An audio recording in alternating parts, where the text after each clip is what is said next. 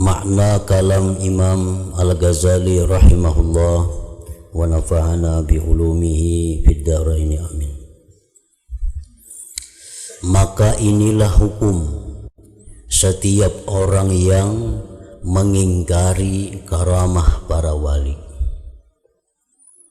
Orang yang mengingkari kada percaya terhadap karamat para wali, maka dia akan tertegah daripada barakahnya wali itu. Karena tidak ada tempat sandarannya kecuali keterbatasannya, kelingahannya dari yang demikian dan kelingahan orang yang melihatnya. Artinya orang yang mengingkari karamat para wali itu orang yang mengukur orang lain dengan ukuran dirinya sehingga sangat terbatas. Kalau dia merasa kada sanggup berbuat yang demikian, maka dia pun mengukur orang lain kada sanggup juga berbuat demikian. Jadi sandarannya itu sudah salah, ukurannya sudah salah. Dia mengukur orang lain dengan dirinya sendiri.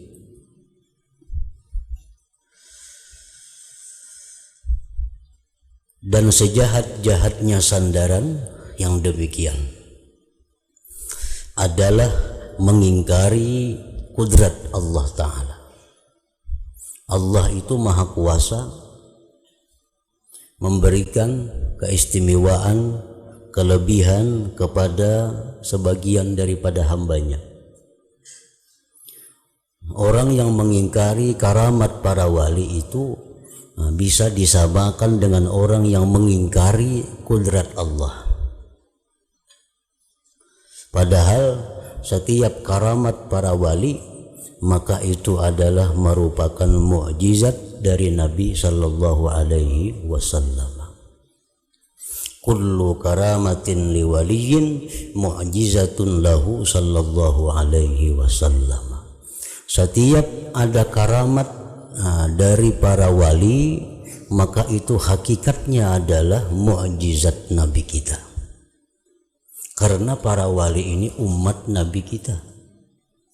Wali-wali itu umat Nabi kita. Umatnya demikian, apalagi nabinya. Jadi setiap karamat wali itu hakikatnya mukjizat daripada Nabi sallallahu alaihi wasallam. Mengingkari mukjizat Nabi itu membahayakan kepada keimanan seseorang.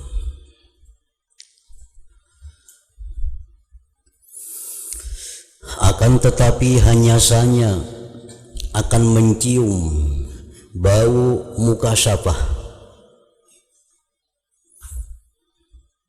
Artinya hanya saja akan mendapatkan sedikit dari mukasyafah itu oleh orang yang menjalani sesuatu meskipun dari pokok-pokok jalan.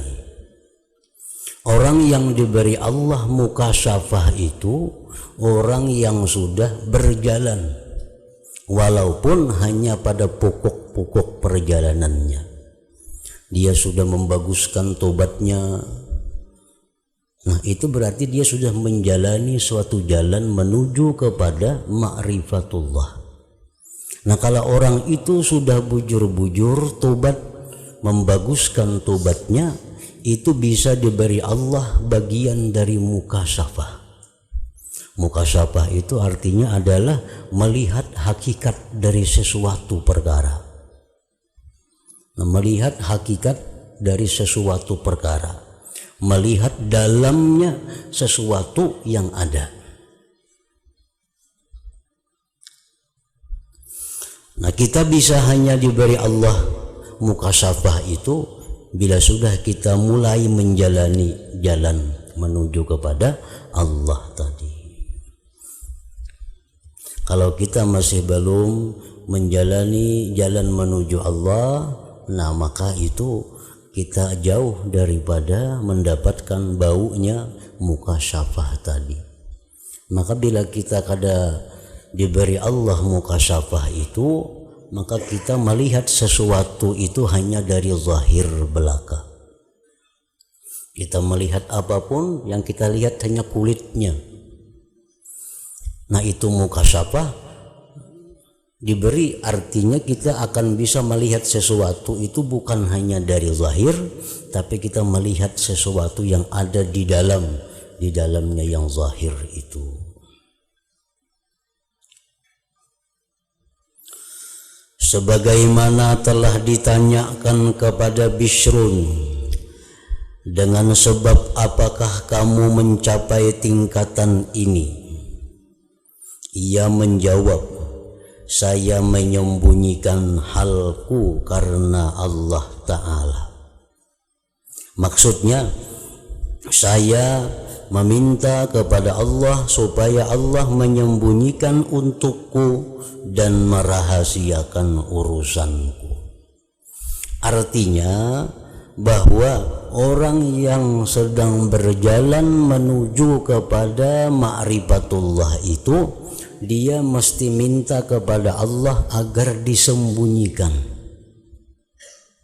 Karena kalau dia kada disembunyikan, artinya dia diketahui orang, apalagi dia menjadi terkenal, itu akan menghambat jalannya menuju kepada ma'rifatullah.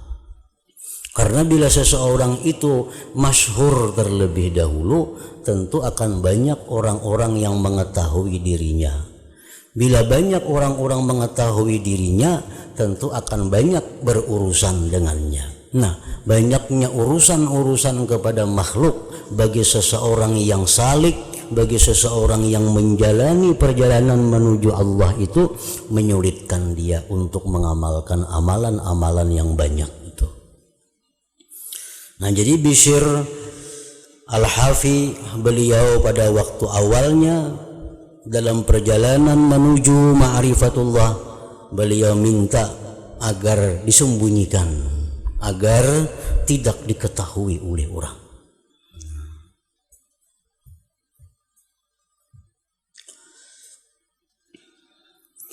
Telah diriwayatkan bahwasanya Bishr ini melihat Nabi Khidir alaihi salam, maka ia berkata kepadanya Nabi Khidir, ujar Bishr Hafi, berdoalah kepada Allah Ta'ala untukku. Nah, berdoalah kepada Allah Ta'ala untukku. Nah, bahasa kitanya, doakan pang aku kepada Allah. Nah, doakanlah aku kepada Allah. Nabi Khidir alaihissalam berkata, semoga Allah memudahkanmu untuk taat kepada Allah. Nah, itu doa Nabi Khidir. Semoga engkau diberi Allah kemudahan untuk selalu taat kepada Allah. Saya berkata kepadanya, Khidir, tambahkanlah doa untukku. Tambahi pang lagi doanya itu. Nabi Khidir alaihissalam berkata, dan semoga Allah menutupi ketaatan itu atasmu. Maka dikatakan maksudnya semoga Allah menutupi ketaatan itu, maksudnya adalah semoga Allah menutupi taat itu dari makhluk. Nah, engkau dimudahkan berbuat taat dan orang kadang mengetahui taat engkau itu.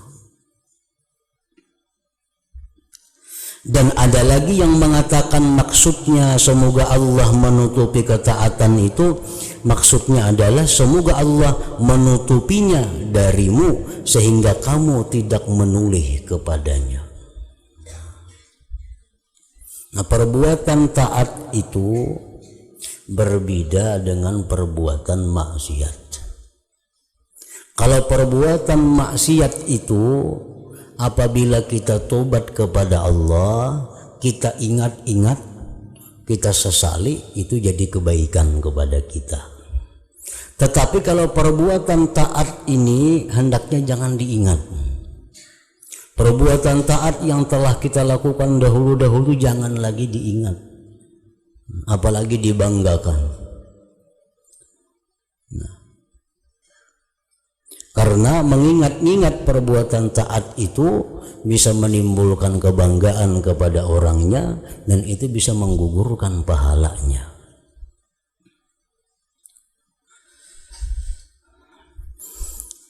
Nah, dari kisah Bishrul Hafi kepada Nabi Khidir alaihi salam ini, bahwa seseorang yang menjalani jalan ma'rifat kepada Allah, maka dia mesti agar ditutupi, mesti tidak dikenali, mesti tidak diketahui bahwa dia itu menjalani jalan menuju kepada ma'rifatullah.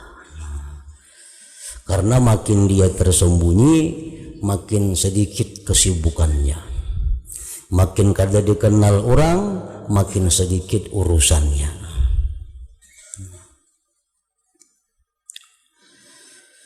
Dan sebahagian mereka bahwasanya ia berkata, menggelisahkanku kerinduan untuk bertemu Nabi Khidir alaihi salam.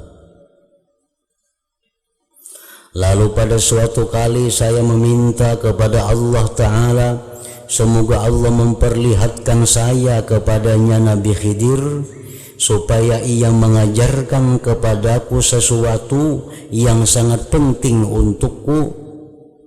Yang meriwayatkan berkata, maka saya melihatnya. Orang ini minta kepada Allah supaya ditamuakan lawan Nabi Khidir. Hendak bertakun macam-macam melawan Nabi Khidir itu nyaman, minta doakan nyaman. Nah, jadi minta kepada Allah supaya ditemukan lawan Nabi Khidir.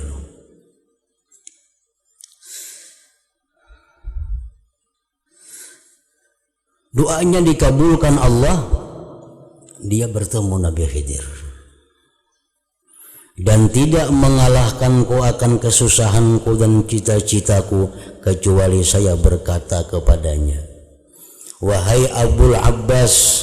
Itu kunyah Nabi Khidir, panggilan Nabi Khidir.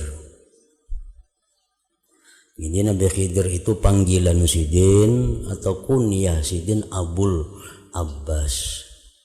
Gelar Sidin itu Khadir atau Khidir.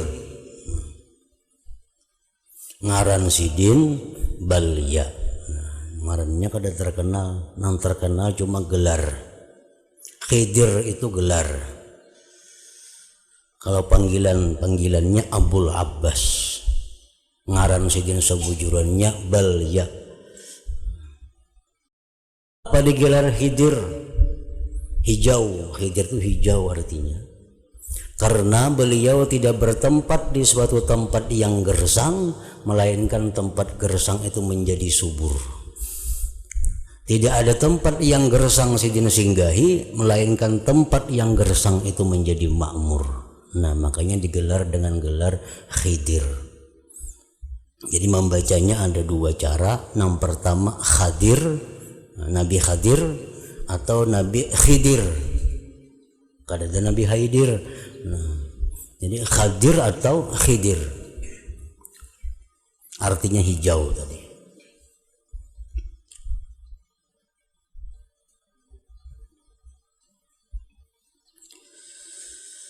Wahai Abul Abbas, ajarilah saya sesuatu.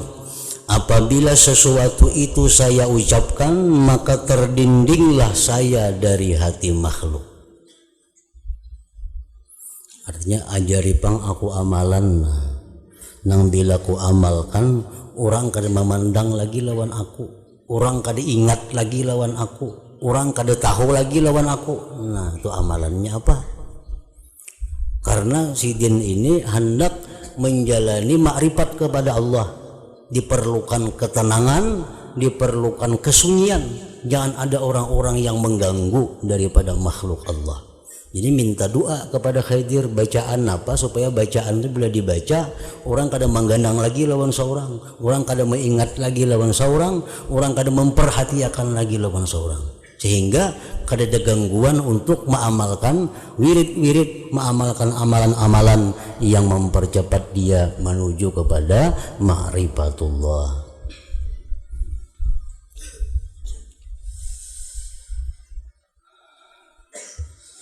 Ajarilah saya sesuatu, apabila sesuatu itu saya ucapkan maka terdindinglah saya dari hati makhluk, maka tidak ada bagiku padanya makhluk kedudukan, dan saya tidak dikenal oleh siapapun dengan kesalihan dan keagamaan.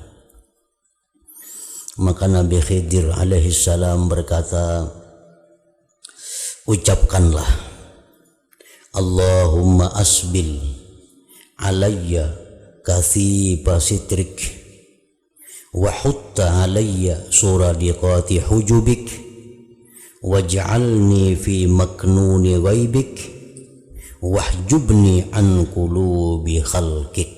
Nah, itu bacaannya. Artinya, ya Allah, turunkanlah untukku tabir tutupanmu yang tebal, turunkan untukku tenda hijabmu, jadilah aku tertutup dalam kegaibanmu, dan tutupkanlah aku dari hati makhlukmu. Ini bila diamalkan itu kabul, maka orang kadang akan memperdulikan kita lagi, orang kadang akan mencari kita lagi, orang kadang akan mengenal kita lagi. Kita ada, kita kadada, kada dicari orang, kita dilupakan oleh orang, sehingga kita menjadi sendiri dan mudah untuk mengamalkan berbagai macam amalan, kada ada gangguan dari orang-orang lain.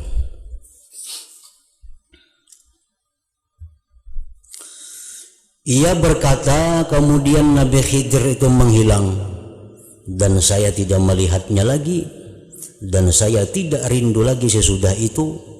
Maka saya senantiasa membaca doa-doa itu pada setiap hari, diamalkan doa itu tiap hari. Dan diceritakan bahwa jadilah ia, sesudah mengamalkan tadi beberapa hari, diamalkan doa Nabi Khidir tadi, kabul, di mana ia dipandang rendah dan hina. Orang samuaan meremehkan dia, orang samuaan menghinakan dia, orang kafir zimmi menghinakannya, orang kafir pun menghinakan, dan orang banyak memandangnya hina di jalan-jalan. Ia membawa sesuatu untuk mereka karena jatuhnya derajatnya di hadapan mereka, dan adalah anak-anak kecil mempermainkannya, dan adalah kesenangannya itu ketenangan hatinya, dan rutinnya keadaannya di dalam kehinaan dan di dalam ketidakterkenalan. Nah, akhirnya dia sudah dianggap orang hina, dianggap orang remeh, kalau diperdulikan orang lagi. Nah, dengan demikian beliau menghadap Allah dengan tidak ada gangguan, dengan tidak ada halangan dari siapapun lagi. Nah, maka seperti inilah keadaan para waliullah ta'ala itu. Jadi para waliullah itu dalam perjalanannya mereka itu pasti demikian, pasti kada dikenal orang, pasti kada diketahui orang, karena mereka memang minta itu, mereka minta. Tapi sesudah mereka itu diangkat, dijadikan waliullah, nah mereka serahkan sepenuhnya kepada Allah.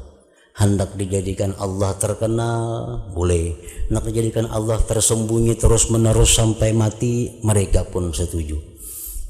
Nah, mereka kada bakal hendak lagi hendak apa kada, terserah Allah. Itu kalau sudah mereka mencapai kedudukan ma'rifatullah. Ya, perkataan ulama mengatakan man ahabbal humul fahuwa abdul humul, wa man ahabba zuhur fahuwa abdul zuhur, wa man ahabballah fahuwa abdullah. Nah, siapa nang katuju hendak tersembunyi aja, itu ngarannya hambanya tersembunyi. Siapa nang hendak masyhur, itu ngarannya hambanya masyhur. Tapi siapa yang hendak kepingin kepada Allah, itulah hambanya Allah. Nah artinya di waktu kita menjalani perjalanan ma'rifatullah, kita kada dikenal orang, kada diketahui orang, nah sudah mencapai kedudukan ma'rifat kepada Allah, serahkan diri kita kepada Allah, terserah Allah. Hendak dijadikan seorang terkenal, hendak dijadikan Allah orang yang terhina, tersembunyi, sepenuhnya terserah Allah Subhanahu wa ta'ala. Dan umumnya para wali-wali itu adalah tersembunyi, itu umumnya. Kalau ada wali-wali nang timbul, wali-wali nang masyhur, itu semata-mata Allah masyhurkan untuk menegakkan agama Allah, untuk menegakkan amar ma'ruf nahi munkar, untuk mengajarkan ilmu-ilmu Allah Subhanahu wa ta'ala. Nah kalau tidak ada tujuan itu, kalau tidak ada tugas itu, maka para wali-wali ini akan disembunyikan oleh Allah sampai akhir hayat mereka. Karena mengajarkan ilmu amar ma'ruf nahi munkar itu perlu kemasyhuran, tuh kan? Nah, mengkada masyhur mana orang tahu? Kayak apa orang menuntut ilmu? Kalau kada mulia, kalau kada terhormat, mana bisa amar ma'ruf nahi munkar? Orang hina misal mencegah kemungkaran kada dipakai orang. Nah jadi Allah Ta'ala itu kadang-kadang menjadikan sedikit dari para walinya itu masyhur dengan maksud agar tegak hukum Allah di muka bumi. Tetapi sebagian besar para wali-wali itu disembunyikan oleh Allah sampai akhir hidup mereka.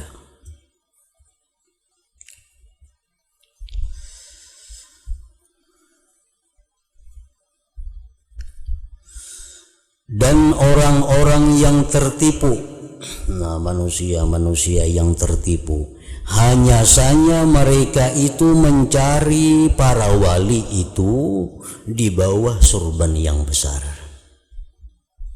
di bawah pakaian para ulama, dan pada orang-orang yang masyhur di antara para makhluk dengan berilmu, wara, dan menjadi pemimpin. Padahal mencari wali itu kada hanya itu, justru yang lebih banyak wali itu yang tersembunyi. Kalau hanya mencari wali atau menganggap wali orang-orang yang bersurban besar, yang berpakaian-pakaian para ulama, yang masyhur dengan berilmu, wara dan sebagainya, ini hanya menganggap bahwa itu aja yang waliullah, maka dia akan tertipu. Lebih banyak wali-wali itu yang mastur, yang disembunyikan oleh Allah Subhanahu wa ta'ala. Intinya orang yang wali, orang yang tidak wali, ada perbedaan yang mendasar. Orang yang wali itu antara lain bahwa zahir orang itu tunduk pada syariat Allah. Ini salah satu tanda-tanda kewalian. Orang itu tunduk pada syariat Allah. Pakaiannya sesuai dengan syariat, perkataannya sesuai dengan syariat, tingkah lakunya sesuai dengan syariat, amaliyahnya sesuai dengan syariat.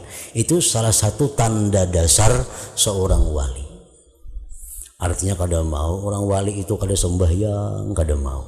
Orang wali itu misal kada puasa, kada mau. Itu sudah bertentangan dengan syariat. Kada mau itu. Kaunuhu fil zahir munkadan li syariah. Nah, apakah orang-orang wali itu mau berbuat dosa?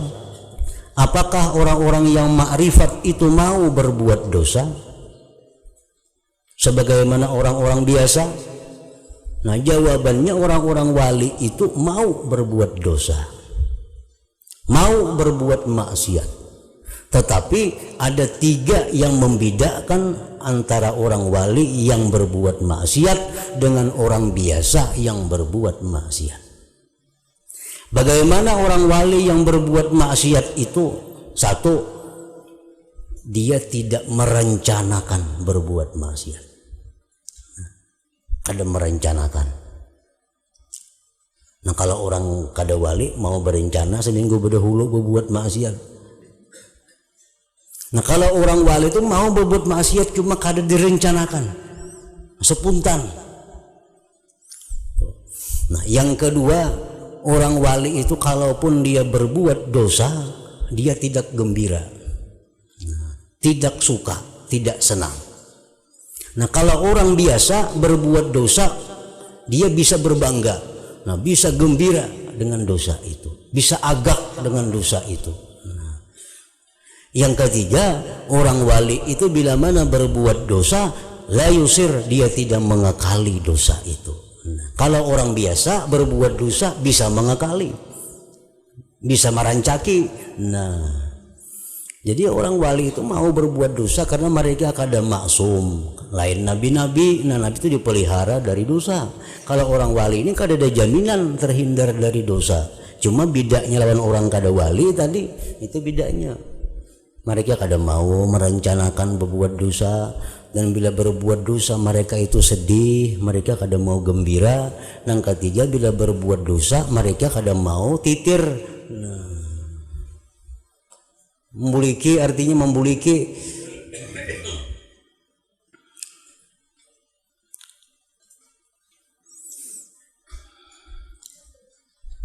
Nah, kenapa orang wali-wali itu kebanyakan disimpan oleh Allah?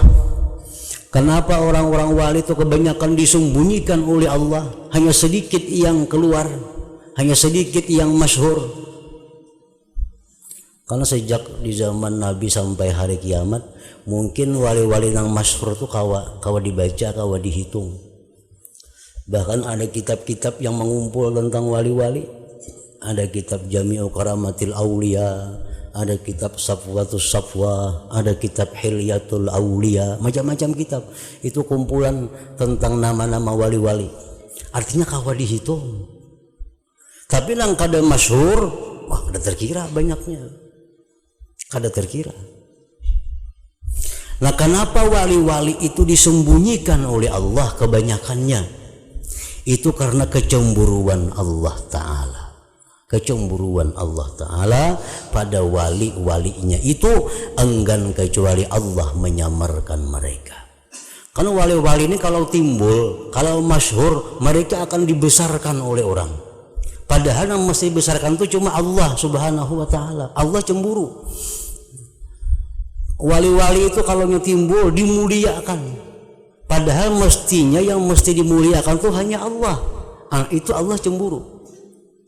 Karena kecemburuan Allah itulah kebanyakan para wali ini disembunyikan oleh Allah. Kalau ada yang dimasyhurkan, itu hanya membawa tugas agama dari Allah.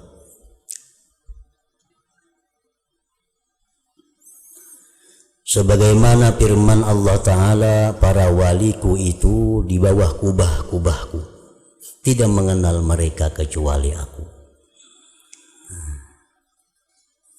Dan sabda Nabi sallallahu alaihi wasallam, rubba ash'asa aghbara zi timrain la yu'bahu lahu law aqsama 'ala Allah la abarrah. Artinya, banyaklah orang-orang yang kusut rambutnya, kada teratur rambutnya, yang berdebu, yang mempunyai dua kain yang buruk, yang tidak diperdulikan baginya. Seandainya ia bersumpah kepada Allah, niscaya Allah mengabulkan sumpahnya. Walaupun dia minta qiyamus sa'ah, dikabulkan oleh Allah.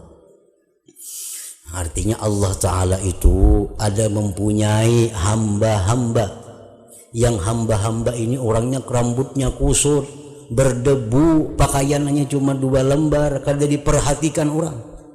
Orang baruhan kada disarui orang hina. Tetapi kalau dia bersumpah kepada Allah, Allah pasti meneruskan sumpahnya hatta qiyamus sa'ah, sehingga kiamat pun kalau dia minta sekarang kiamat, Allah melaksanakan kiamat itu. Nah, makanya ujar Ja'far As-Shadiq radhiyallahu an, nah, jangan sekali-kali engkau merimihkan, menghinakan hamba-hamba Allah yang beriman, karena barangkali itu adalah wali-wali Allah yang tersembunyi, yang hanya diketahui oleh Allah Subhanahu wa Ta'ala.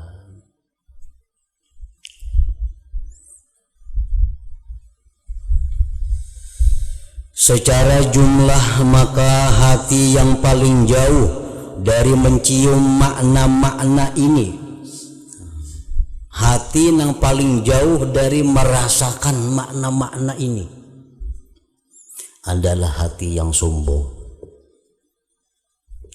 yang membanggakan diri, yang merasa gembira dengan amal dan ilmunya.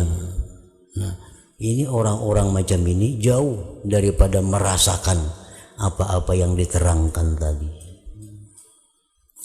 Dan yang paling dekat hati kepadanya adalah hati yang pecah, yang merasakan kehinaan diri dengan suatu perasaan.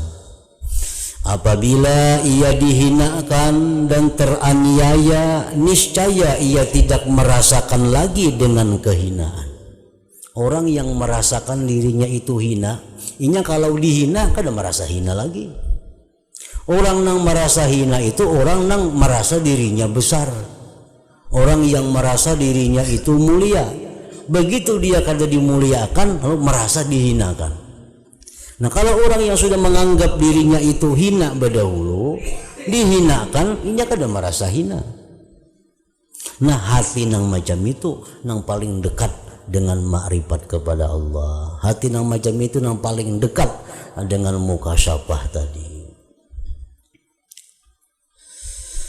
Maka apabila sebagaimana seorang hamba tidak merasakan hina apabila tuannya sombong atasnya. Ini seorang pembantu, seorang budak, bila dihinakan oleh tuannya, dia tidak merasa hina karena ini sudah merasa hambanya. Seorang hamba itu kada akan merasa hina lagi kalau dihinakan oleh tuannya. Seorang bawahan itu kada merasa hina kalau dia dihinakan atasannya, karena dia sudah merasa dirinya bawahan. Maka apabila ia tidak merasakan kehinaan dan tidak merasakan pula dengan tidak berpalingnya kepada kehinaan, bahkan ada pada dirinya perasaan lebih hinanya kedudukan dari apa yang ia lihat dari sekalian macam kehinaan pada pihaknya, bahkan ia melihat dirinya tidaklah demikian, sehingga jadilah tawadhu itu dengan tabiat sifat dirinya. Maka seperti hati ini diharap baginya bisa menghirup pokok-pokok bau-bauan ini, bau-bauan ma'rifat, bau-bauan mahabbatullah, bau-bauan mukasyafah tadi. Orang tuh andai kata dihinakan, nya kada merasa hina karena menganggap dirinya lebih hina lagi daripada itu.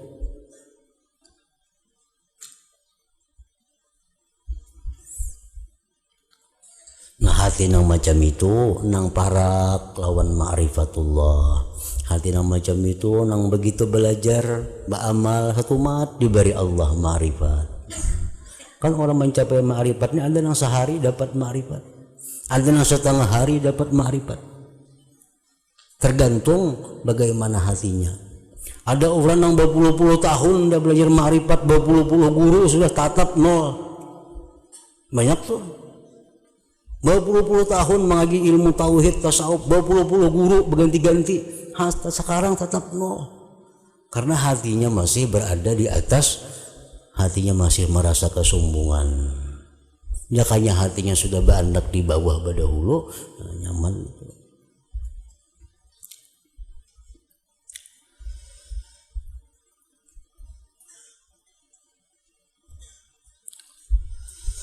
Maka jikalau kita kosong dari hati yang semacam ini dan kita terhalang dari seperti jiwa ini, maka tidak semestinya ia melimparkan iman pada kemungkinan yang demikian bagi yang mempunyainya. Nah, kalau kita tuh kada dapat ma'rifat berpuluh-puluh tahun sudah beramal, jangan mengingkari orang yang dapat ma'rifat hanya sehari belajar, jangan mengingkari. Bahkan mungkin aku 20 tahun dah kalau dapat lagi, mau lagi sehari dapat, kada mau kah itu, kada mau. Maka barang siapa yang tidak mampu bahwa ia termasuk aulia Allah, maka hendaklah ia mencintai aulia Allah.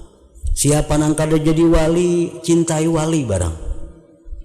Dan hendaknya ia percaya dengan mereka. Semoga ia dikumpulkan beserta orang-orang yang dicintainya itu.